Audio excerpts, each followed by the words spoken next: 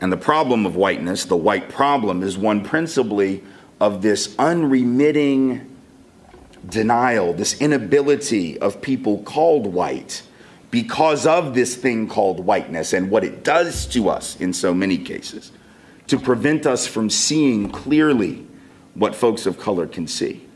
Not because we have some inherent vision problem. Right? This is a socially constructed astigmatism. Right?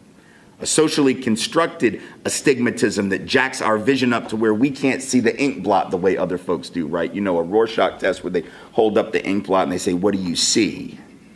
Right? And this whole country is one big ink blot when it comes to race. Folks of color can look at it, they see shapes and things that white folks apparently, because of this thing called whiteness, have a hard time making out. Right? And it's always been that way. It's very hard to have a conversation about race or racism, right, when a large chunk of the nation's population can't see what you're talking about. It's like having a book club with 200 people in it or something, and like half the room read all 400 pages, and the other half of the room read the preface. And now we're gonna get together and talk about the book. And we get together in the room, folks are like, hey, did you like the book? And you're like, man, the first 9 pages were awesome. Yeah, well, what about the other 391? Well, I haven't read it yet, but I'll let you know, right? Really? Like, that's where we are. Some people have read the whole book. Some people are at the beginning of the book. It's very difficult. And some folks are at the beginning of the book and figure like they know what the book's about. They don't even need to read it anymore. We're just gonna put the book down, read the cliff notes, get it online, like, you know, right? Whatever, right? And so it's very hard to have a conversation when white folks are in such profound denial about the problem. Let me just document what I'm saying, because that might sound hyperbolic, but it's not. It's provable, it's incontrovertible and factual. So recent surveys, for example, where they ask white folks, hey, just out of curiosity, you know, how do you think black and brown folks are doing relative to white folks? How are people of color doing with regard to health outcomes and educational outcomes, income, occupational status, wealth, life expectancy, all of those things, right? All the different indicators of social well-being. And when white folks are asked that question, the clear majority of us in these surveys say that we believe black and brown folk are doing just as well or better than we are, right? That their incomes are equal to or higher than white income, that their wealth and assets higher or equal to white wealth and assets. Health outcomes, that they're just as healthy, just as likely to have good health care, just as likely to have good housing opportunities and good educational opportunities. That's what the data says white folks believe, right? That somehow there's this equanimity now, not just of opportunity, which you know we believe. Oh, everybody has equal opportunity. There's no racism anymore. We're not just talking about equal opportunity. We're saying that white folks actually think we have obtained equal results. Now, how does one believe that when every single indicator that I just rattled off says exactly the opposite? And it's not even like it's close. Right? It's not even like it's like a 54-46, like this is sort of a toss-up kind of deal. It's not even close to that. What's the reality? People of color, let's talk about unemployment. Labor Department data from just a month ago, not 10 years, 20 years, 30 years, 50 years, last month, says what? African-American folk with a college degree, almost twice as likely as white folks to be out of work, regardless of their major, by the way. Black folks with engineering degrees still twice as likely to be unemployed compared to white engineering degree folk. Right. So, by the way, this is just sort of as a side note, like this is sort of interesting, right? Because if people of color with the same education are twice as likely to be unemployed, there goes that whole argument about they're taking all the jobs. Right. The hell jobs are black and brown folks taking from white people? Are these in Second Life? Is this on Farmville? Where are these jobs? Right? They're not in the real economy, apparently. Black folks with degrees twice as likely to be out of work as white folks. Latino folk with degrees about 55-60% more likely than comparable whites to be out of work. Asian American and Pacific Islanders with degrees about 25 to 30% more likely than comparable whites to be out of work. Indigenous Native North American peoples with degrees 60% more likely than comparable white folks to be out of work. So across the board, this idea that these folk over here are doing just as well or even better is nonsense. It's sort of funny, right? We say, oh, they're taking all the jobs. First of all, like, this is my thing. Like, I'm not a real stickler on this, but I just feel like if you're gonna be a bigot, you need to be consistent. So, like, it won't do for you to say that black and brown folks are taking all the jobs and then turn around and say, but they're all lazy and just getting welfare. Like, you can't have it both ways, right? You You have to pick a bigotry. Like, just pick one. Like, either they're lazy or they're taking all the jobs, but it can't be both, right? It's actually neither, but you can't do both. Like, if you're lazy, you're not taking all the jobs, like, by definition. And if you took all the jobs, you are like the opposite of whatever lazy looks like, right? So I just don't like moving targets with my racist. That's all I ask. Like, just be consistent. Pick one, stay there, so I know what I'm aiming at, right? Truth, of course, is neither one are right, but that's what you hear, because whiteness has convinced, apparently, a lot of white folk and some people of color that this thing is equal now, that everything is fine now. What else other than unemployment? Well, we know folks of color are about 2.5 to 3 times more likely than white folks to be poor. So if we believe that that's equal, it's certainly not true. We know that the average white family in this country has about 20 times the net worth of the typical black family, 18 times the net worth of the typical Latino family, about 50% greater net worth than the typical Asian American family, even though Bill O'Reilly insists that all the Asian folk are doing fine. Right? But compared to white folk, that's actually not true when you break the data down. That's a lie that right-wing folks tell to try to divide and conquer people of color and get black folks fighting Asian folk and vice versa. It's not right. It's not accurate. Right? 20-to-1 wealth, white to black. How'd that happen? Is that because white people worked harder, prayed harder, have some superior investment wisdom? Are you kidding? Y'all paid attention to Wall Street. It melted down a few years ago. That wasn't black people. That wasn't Mexicans, documented or not. Right? That wasn't Asian Americans. It wasn't indigenous people. That was like the wealthiest, smartest, best MBA having, highest SAT score having white guys on Wall Street, and they jacked the economy and destroyed it. You're welcome. Right? $12 trillion lost by rich white men, almost all of it. Sometimes white folks get very nervous when I say, they're like, oh, well, you shouldn't point out that they're white. That's racist. No, it's descriptive. Good morning, good evening, and good afternoon, Africans. I hope you're faring well where you are, and if you ain't faring well, please fare well where you are. Now, we all know who is Tim Weiss. Tim Weiss is a white American activist, a man who is always speaking for the rights, and a man who is always prevailing in the fight for equality in the United States of America. Tim Weiss himself is a white person with whom has Jewish ancestry.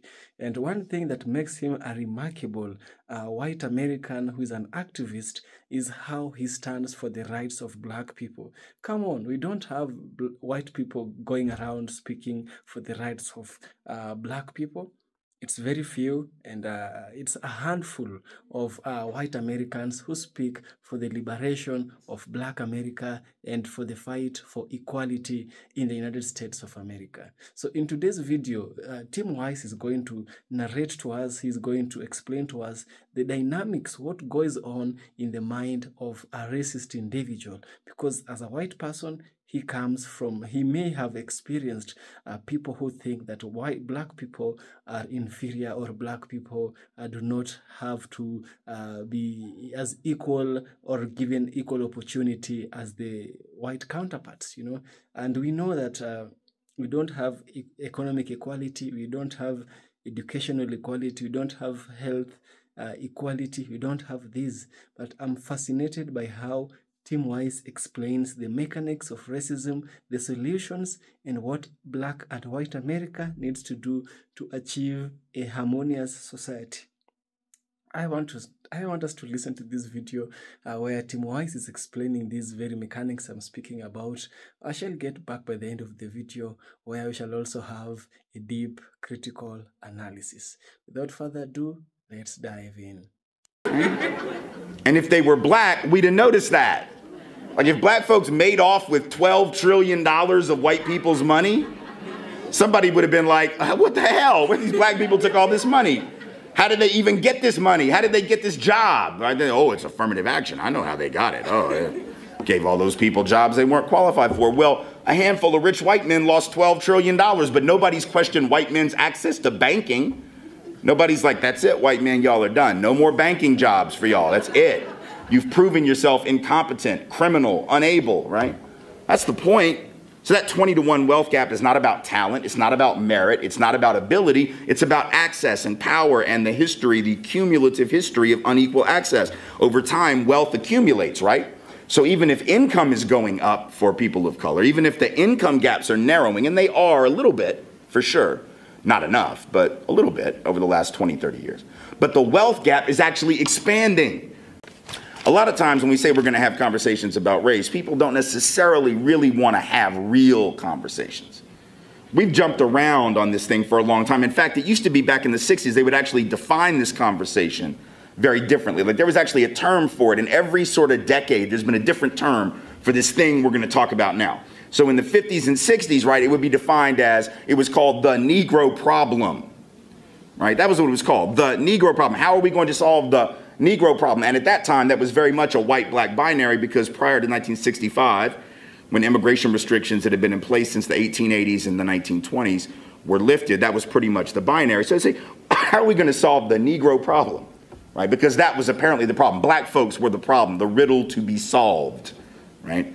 Then we progressed a little bit, and so by the 70s and the 80s, it was no longer being called the Negro problem or the black problem. It was called, how are we going to deal with diversity? That was the word by the 80s, right? Diversity, because that's a pretty little term. That means nothing and everything all at once, which is an amazing linguistic trick. When you can make a word mean everything and nothing, you have pulled off a hell of a linguistic trick. So that was the conversation, right? How are we going to solve the problem of diversity, or maybe multiculturalism? That was the other term. Then by the 90s, we had President Clinton saying we need to have a national dialogue on race. Now notice he didn't say racism. He said national dialogue on race, which is a very interesting distinction from racism. You could talk about race forever and never talk about racism if you don't want to, and that's exactly what happened. So we had this national dialogue on race. It lasted about 47 minutes. And it never actually dealt with racism. Now, what I'm here to say, and what a lot of folks I work with are wanting us to talk about, is something quite a bit different. It's not a Negro problem, quote unquote. It's not diversity and multiculturalism. It's not a conversation about race. What we have is not a race problem in this country. What we have is not a diversity problem in this country. And what we have is definitely not a quote unquote Negro problem in this country. What we have is a white problem in this country. And I want to be clear what I mean, because it's about that moment when white folks start to get nervous in my audiences, right? This is when white folks are like, what? What? Like, this is going to be an hour of this? Oh, God, this is awful. Like, can I leave and not be conspicuous? Because he just said white people are the problem. That's not what I said. I said we have a white problem. I didn't say we had a white people problem. I'm talking about white people. Everybody said, oh, Tim Weiss, you hate white people. Actually, I love me some white people. Absolutely love me some white people. I'm my wife that I talked about a minute ago, been married since 1998. She's white. I love her. Love her. Wouldn't trade her in for anything. Love her, right? My children, they're both white, which is what happens when two white people make babies. It sort of comes out that way, you know, so I love them. My mom, love her. She's white. My dad, I don't get along with him, but it's not because he's white. It's about some other stuff that I'm not going to get into this evening, because this is not a therapy session, but... Right? But they're all white, love them. It's not about white people, it's about whiteness. And that is not the same thing. Whiteness is a political project. And I'm going to argue that blackness is a political project. Brownness is a political project. This is not about ancestry, it's definitely not about color. Because all throughout history, there have been folks of color, as we would refer to them now, who have upheld the political project of whiteness. That's what you do when you rat out the slave rebellion that's about to happen on the plantation. That's about whiteness. Right? And there have been white folks who have resisted whiteness and acted in solidarity with peoples of color in keeping with the political project of blackness or brownness. We're talking about whiteness as a political construct and a social construct, not as an ancestral thing. So when I say we have a white problem, I mean we have a problem with this thing called whiteness, a system of inequity and inequality that one can choose to do, because wealth grows exponentially, income grows arithmetically, right? So essentially when you have things handed down to you, even if it's not much, just a little house or, you know, intergenerational transfer, somebody helping you out with college, paying off college loans, right? Or maybe a down payment on a house. So as a result of white families being in a position to do that more often for their children than families of color, we have, you know, young white couples, let's say, that are starting out in their 20s, just got married, got out of grad school, whatever, and they're debt-free in a much higher capacity. Not most, I'm not saying everybody is, but I'm saying overwhelmingly what the data finds, for instance, is that young white couples starting out a few years out of college start out with about $20,000 head start in terms of assets compared to black and Latino families. right? And that's because of a degree of intergenerational transfer. So it's just a little head start, but over time that accumulates, right? If I start out debt-free, I'm able to start saving money. And actually what the researchers found is that Black and Latino families that are doing pretty well in terms of their occupational status and their income, not only are they not getting help from their parents, because in many cases their parents weren't in a position to help them, right? But actually the younger Black and brown folks are actually sending money back to their parents, right? Helping relatives that are older than them who haven't had the same access and opportunity. So instead of the money trail going from older to younger, in Black and brown families, it's actually going from younger to older, right? Which hurts the ability to accumulate wealth. It also says a lot, doesn't it, about which families are functional and which ones are. Because folks in this country like to say Black and brown families aren't functional. But I would say that when you're helping your mom and you're helping your uncle and your auntie and you're helping your cousins and you're helping people, I'd say that's a pretty functional family, right? But we don't think of it that way in this country, right? That's how we talk about race. So if white folks are convinced that everything is equal and everything's fine, how do we have a conversation? How do we have a conversation when the research says, for instance, that schools that serve mostly Black and Latino children, for instance, are 10 times more likely to be schools with concentrated poverty than the schools that white children attend? Twice as likely if you're Black or Latino to be taught by the least experienced teachers. Half as likely as white folks to have the most experienced teachers. 5 times more likely, at least in some states it's up to 9 times more likely to be arrested for drugs if you're Black or Latino relative to white folks, even though the rates of drug use are virtually identical between white, Black, and brown. Contrary to the stereotype, right? The data says white folks just as likely to use drugs, just as likely to sell drugs. And by the way, I don't actually need government data to tell me that. Like, I know that from personal experience. Like, if the war on drugs was actually about drugs as opposed to race and the control of certain populations, if it was actually about drugs, I promise you, I would not be giving this talk tonight. Because I don't think they'd let you Skype in a speech from prison, which is where I would be if the war on drugs was about drugs. That's all I'm saying. The statute of limitations has run out on this thing, so I can be honest. Right? Can't touch me now, I'm good. Right? And I don't do that. I'm not trying to brag or anything. Like, I'm not saying do drugs. I have asthma now. Like, I can't do any of that. I'm done with that. But I'm just saying, right? And there was a time, you know, and the war on drugs never caught me, and it didn't catch many people like me. Not because we weren't doing the crime, but because we weren't the ones upon whom law enforcement focused their efforts. And so how can we say that we're in this equitable space when we have that kind of ongoing disparity? But the problem is that that denial isn't really new. See, I guess if it were, we could sort of deal with it, right? I mean, if people are just sort of in denial because they haven't heard the data and they're not familiar with the statistics, then we could just sort of fill in the gaps of their knowledge and we can move on and everything would be all right. But that's not really what we're up against. It's not just ignorance in the simple sort of pure sense of that word, right? It's much deeper than that. Denial is sort of cultivated ignorance, right? Like, you got to work at that. And apparently white folks have been working at that for a long time because whiteness has encouraged us to do so. So you can actually go back half century to the early 60s and look at the polling that was done in those days. Forget now. Like, I understand a lot of young white folks in particular might think that racism nowadays isn't as big a deal. I get it, you know. But I think most everybody would acknowledge that it was sort of rough in the early 60s, before the Civil Rights Act, before the Voting Rights Act, before the Fair Housing Act, right? That's why we had a civil rights movement. That wasn't done for fun. That was because there was some stuff wrong, right? So in the early 60s, if you ask anybody in America, regardless of their politics, they're all going to acknowledge that, yeah, there was a time, long time ago, when people of color weren't treated equally. But here's what's interesting. If you go back and look at the polls that were done then, about then, right? In other words, when 1963 wasn't the past, when it wasn't 51 years in the rearview mirror, but when it was happening, like at the time, and they asked white folks that, and Gallup did, the Gallup poll organization, they went out, they asked white folks, hey, do you think that, they use the term racial minorities, do you think racial minorities are treated equally in your community in housing, education, and job opportunities? Now, of course, the answer, a little over a half century later, is obviously no. But in 1963, 2 out of 3 white folks said, oh yeah, everything's fine. Yeah, they're treated fully equally. Think about that. Civil Rights Act hadn't even been passed. That's the year of the March on Washington. 225,000 people marching in the late August heat in DC. People don't do that for fun. They do it because there's something wrong, but apparently 2 out of 3 white folks didn't understand. They're watching the TV that night, and you know it, they're all watching the TV, because that's all they had to do in 1963. We didn't have 400 channels and video games and all kinds of distractions. Like, there were 3 channels, and they went off at 11:30, right? They played the national anthem, and then it was just fuzz for like 7 hours. Some of the young folks in here are like, what? That's the craziest thing I ever heard of. But the older folks, you know, national anthem, there's the flag, and then it's for like 7 hours. And in 1963, that's all people had to do. So everybody was watching the TV. You couldn't have missed what was going on.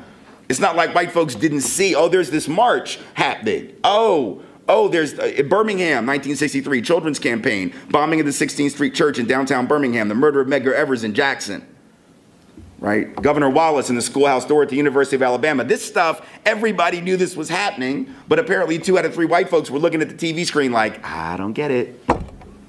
Everything's fine. I don't know, what are you talking about? Racism, what? Right? 1962, Gallup asked white folks if they thought that black children had equal educational opportunity. I think the way they worded it was, do you think black children have just as good a chance to get a good, high-quality education as white children in this country? And again, 52 years later, we know the answer was no. Right? It's easy. No sweat off our back, is it, to acknowledge how bad it was 52 years ago. But in 1962, when white Americans were asked that question, 87 out of 100 said, oh yeah, they have just as good a chance to get a good education as white children. What's wrong? Nothing wrong. Discrimination, what? Right. Sort of interesting. How is it that otherwise functional, reasonably intelligent people could be so wrong? Either there's something wrong with them, or there's something about the system that's teaching them not to pay attention to this, not to notice this. And see, I think it's the latter. I think most people are good people. I think most of those white folks that didn't see it were good folks, caring, decent, compassionate folks, with some obvious exceptions duly noted, right? But I think most people were decent people. I think most people are decent people who don't intend to oppress. But the reality is 87 out of 100 white folks, or 2/3 on that other question, just didn't see it. Why? Because they didn't have to. That's why. White folks had the luxury, didn't they? The privilege of being oblivious. And here's the thing, no matter what you think has changed in 52 years, that right there has not changed.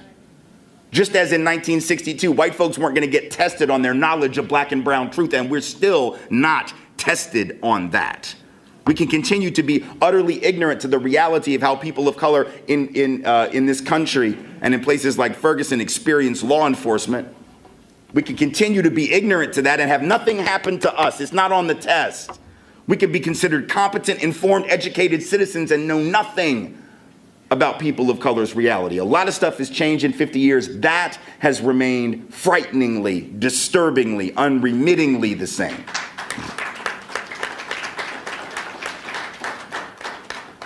That privilege of obliviousness, right? Doesn't make us bad people. It just means we got a really messed up system, because what system allows you to be ignorant to social truth like that? Like, it's important to understand your society correctly. It's really important. That's why we have children take civics classes and history classes, right? It's not just because we have nothing better to do. The idea is we want them to understand the world they live in. But apparently we got folks growing up not having any clue about the world they live in, because they're never taught this stuff. You don't have to know this stuff. Like, if you're not required to know better, you probably won't know better. It's like, I'm oblivious to calculus, y'all. You know why? Because I never took it. You know why I didn't take it? Because they did not make me, and I was not going to volunteer. That's why. Right? I wasn't going to take it unless you made me take calculus. I knew I wasn't a good math student. So I got into high school. They're like, okay, so our rule, I grew up in Nashville, went to Metro School, Metropolitan National School, public schools. And the rule was you had to have 3 years of math. I'm like, all right, how can I do 3 years of math and not take calculus? I'm going to take Algebra 1 again. That's how I'm going to do that. Take it in 8th grade. I'm going to take it again in 9th grade. See if I can do better than I did in the 8th. And then I'll take geometry. And then I'll take Algebra 2. I won't even take trig. That's how smart I am. I'm going to avoid all of this. And it worked. They didn't make me learn it. As a result, I don't know it. So if I were to stand up here at this podium and start trying to give you calculus information, y'all would recognize very quickly that I do not know what I'm talking about. In fact, you would say, wait, hold up. Didn't he just tell us he never took the class? Aha, exactly. But in this country, that's how we do race. White folks apparently think that we know racism better than black and brown folks, and we never took the class.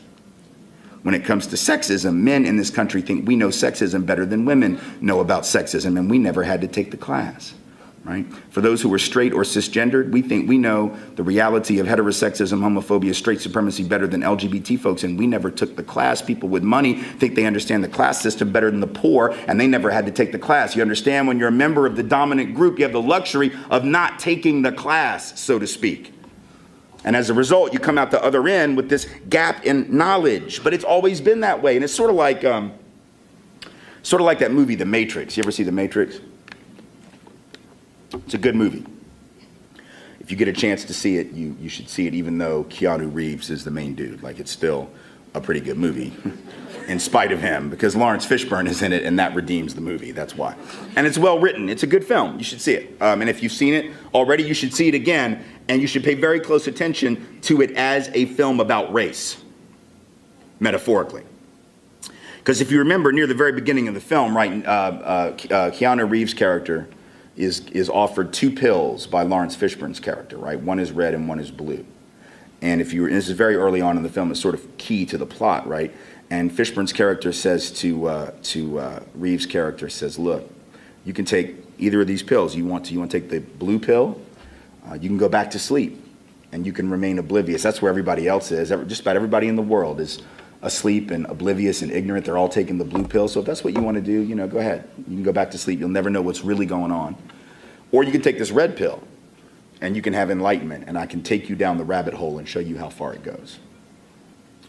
And he takes the red pill, of course, which is good, because like if he takes the blue pill and goes to sleep, it's like a 10-minute movie. So it's sort of helpful for us as moviegoers that he goes red, Takes the red pill, all of a sudden he starts seeing everything that's happening in the background, right? He starts to see all this stuff. And that's sort of how race functions. It's how identity of all types functions, right? When you're a member of the dominant group, you have the luxury of just taking that blue pill all the time and going back to sleep. You don't even, in fact, it's so normalized that you don't even know you're on the blue pill. Like if you're a member of the dominant group, you're walking around with a blue pill IV attached to your veins. You don't even know you have it. You're like clunking around with the IV drip and the blue pill stuff. And you're just like, what? Racism? Sexism? Right? And then the folks who are the marginalized group populations who have to take the red pill just to figure out what is going on. Why is their life the way their life is? They got the red pill. They're like, racism, do you see it? And we're like, no, blue pill. I'm a blue pill. I don't know what you're talking about. Right? Sexism, do you see it? And guys are like, no, blue pill. And I know like guys and blue pill means different stuff in the modern era. I'm not talking about that blue pill. I'm not talking about Pfizer's blue pill. I do find it interesting everybody gets that joke, though. That's how good the marketing is on that one. Right? Not talking about that. I'm talking about the Matrix, right? So you have the luxury of taking that blue pill and going back to sleep. And so it's really hard to have a conversation, isn't it, about these subjects when a large chunk of the American population has been mainlining that blue pill for so many years. I think we're seeing this right now in Ferguson. And I guess we don't know what's going to happen, but I think we probably know what's going to happen. I'd like to think I'm wrong, but I don't have much confidence in the likelihood that I'll be wrong. We'll see. It's taken a little bit longer than maybe some folks thought, so maybe that's a good sign. It's hard to read, right? But I think it's a really good example of how the lens of whiteness gets in the way of being honest about these subjects and really gets in the way of us moving forward as a country. Right? So if you look at what's going on over there, I mean, talk about an ink blot, talk about a racial Rorschach test, right? There was a Pew Research Center poll a couple months back, shortly after Mike Brown was killed, mid-August, late August, where they asked black folks and white folks in particular if they thought that the killing of Michael Brown and the aftermath of all that sort of, taught us any interesting lessons or had anything important to say about race, which is a really vague way of putting it, right? It's not like they asked, do you think the killing of Mike Brown was evidence of institutional white supremacy? They didn't say it like that. They just were like, do y'all think it has anything at all to do with race? They also asked this question back after Katrina. I remember the same kind of question. Do you think that the aftermath of the flooding of New Orleans has anything at all to tell us about race in America, right? That's an easy, that's like so vague, it wouldn't take much to just say yes. Just like say yes, just say yes, right? It's easy. And when they asked that question to black folks, like 95% in the Katrina example and like 89, 90% in the Mike Brown example said yes, of course. When they asked white folks, in both of those, 37% said yes, the rest disagreed. It's pretty consistent. 37% of white folks apparently think that the disproportionate impact on black folks and brown folk in New Orleans might have had something to do with race. And the other 63% are like, no, don't see it. I don't see it. I think it was about water. And Mike Brown, no, that's got nothing to do with race. For real, because here's the deal. I defy you to find me one case in the history of this country where a law enforcement official shot a white man in the street, let him bleed out for 4 hours with no medical attention. Find me one. One. You won't find one. Not in the past, and it isn't going to happen in the future. Shoot a man dead and not offer medical attention. Because here's the thing, regardless of what you think did or did not happen between Darren Wilson and Mike Brown, here's what I know the law requires of law enforcement after they shoot somebody. You got to render assistance at that point. That's an expectation, not just an ethical one, but a legal one. You don't just get to stand around and watch a dude bleed out in the street when you don't know he's dead yet. You're supposed to render assistance. But not only did Officer Wilson and the other cop who showed up not do that, they didn't let the ME in. They didn't let any paramedics in for about 45 minutes to an hour. They didn't cover him for an hour.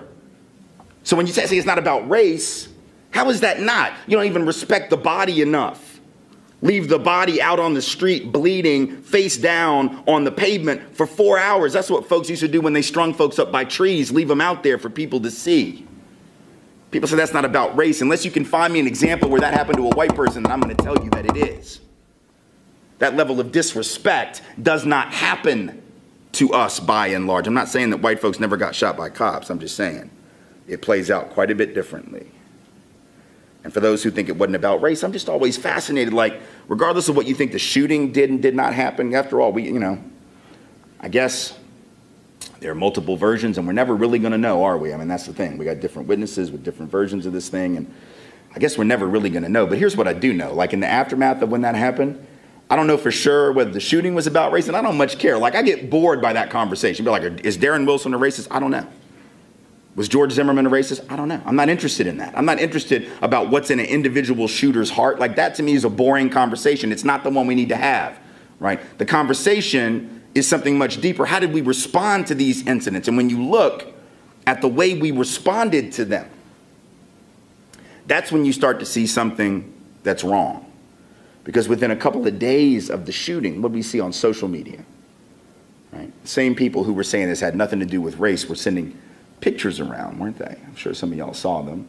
They went around hundreds of thousands, maybe millions of times. There was one in particular of a black guy with a gun pointed at the camera and a wad of cash in his mouth and like some weed on the table, right? And it was somebody who was trying to pass that off as Mike Brown, sending that picture around saying, oh, here's your gentle giant, right? Of course, it wasn't Mike Brown, it's just another black dude, right? Wasn't Mike Brown at all, just a black dude. But apparently a lot of white folks believed it was Mike Brown because that's just how easy it is for us to see a criminal in the face of any black man. Oh, well, he must be that guy. Somebody said he was. I'm not even going to research it. I'm not even going to try to question it.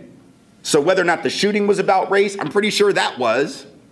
And then they start sending around pictures of a guy they said was Darren Wilson, the cop, right? Sitting in a hospital bed with his orbital socket blown out, all this big bruise on his face. And they say, this is what the gentle giant did to Darren Wilson, right? But that wasn't Darren Wilson. That was some like motocross racer that had a bad wreck like 8 years ago and busted up his face. Wasn't Darren Wilson, but people believed it was Darren Wilson. Oh my God, look at him. He's been battered and bruised. That's hilarious because there's video of Darren Wilson circling the body for 45 minutes and he's not looking at his face. He's not bleeding. He's not bruised. There's no visible injury. The original report that was filed by another cop who came and interviewed him does not mention any injury to him whatsoever. But now all of a sudden his orbital socket was blown out and people believe that. So I don't know if the shooting was about race, but I think that was. The rapidity with which we accepted that story had something to do with race. When the peaceful, completely peaceful protesters went to the Cardinals-Dodgers game during the playoffs, stood outside the baseball stadium in downtown St. Louis, and they weren't causing any trouble. Just had some signs trying to raise attention, figured that was a good place to try to raise attention the night before they'd gone to the symphony and done the same. Like, these some brave young people, right? Just like show up at the symphony, be like, hey, bam, like right in the middle of the symphony orchestra, you're like, we're gonna talk about Mike Brown. Now that's guts, like I love that. And then they showed up at the Cardinals game where some folks are drinking, right? Like, and now I'm gonna confront you with this, well, I know you're drunk. That takes a lot of courage. And of course, what was the response? Well, I don't know if you saw the videos or not, but these Cardinals fans come out, these white folks are like, go back to Africa, get a job, pull up your pants, saying things like, we are the ones who give y'all the rights that you have in the first place, right? So I don't know if the shooting was about race, but I think that was. Right? So you don't even have to ask about the incident. When you see people line up the way they line up, that starts to tell you whether it's about race or not. Same thing happened with Zimmerman and Trayvon. Before we ever heard George Zimmerman's version of that story, before he ever had a chance to even articulate, oh, I was getting beaten and throttled and I'd been jumped, and he reached for my gun, which is crazy fascinating because his gun, according to the video that he's showing police the day after the shooting, was right here. Y'all see the video? He's like, I reached back behind and got, wait a minute, behind? I thought you were on the ground getting beaten by Trayvon, and so now you're laying on your gun, but he's reaching for your gun that he can't even see that's back here. Fascinating. Right? Fascinating that the prosecution can't win a case with that evidence. But what happened before George Zimmerman even gave us the story about getting beaten? The vast majority of white folks, particularly white reactionary conservative folks in this country, were already lining up behind him because they figured Trayvon had to be a thug. Right? Oh, Geraldo and all these guys are like, look at him, he's a giant. They showed the video from the store where he got the Arizona iced tea, right, and the Skittles. He's a giant. Look at him. Look how tall he is. Right? Being tall while black, right? Apparently a criminal offense, and he wasn't even that tall. He's 6'2". Somebody was like, he's 6'4". He was 5'11". At least that's his height when they stretched him out on the table at the morgue. So unless he's a human shrinky dink, I'm gonna assume that he was 5'11" when he was at the store and when he was confronted by George Zimmerman. But see, we made him big. And then Mike Brown, he's huge, 300 pounds, my goodness, right? Like, these are excuses for police violence, but for a lot of white folks, we can't see it.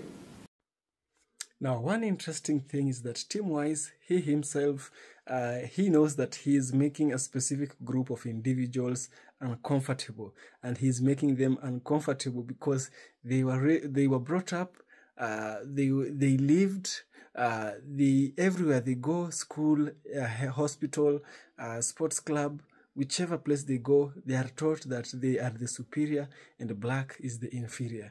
But that is a very, very different narrative that Tim Weiss is giving. You know, he's not giving the narrative of we are superior, we should be served. If you want the black people to serve you, do this and that. No, he doesn't subscribe to the philosophy of white superiority. What Tim Weiss believes in is the agenda of making America beautiful, making America accommodative of all races. We have the black race, we have the Negroids, we have the Caucasians, we have the Mongoloids, with whom are the Asians and such kind of people, right? So he is unique for his stance. He is unique for the speech he makes. And you can obviously tell that these people, some of them are really not comfortable with the things he's saying, you know. He is poking them right into the core of their beliefs, you know. Just like René Descartes puts it. René Descartes says that if you want to know the truth, everything that you have always learned as the truth, delete them. You know, start picking, start choosing, start selecting that which you believe is true and that which you verified is true. That is how you know. It's like a bag of apples. If you want to find the rotten one, you have to pour all of them down and you start picking each and every piece back in, you know. This is how America needs to be.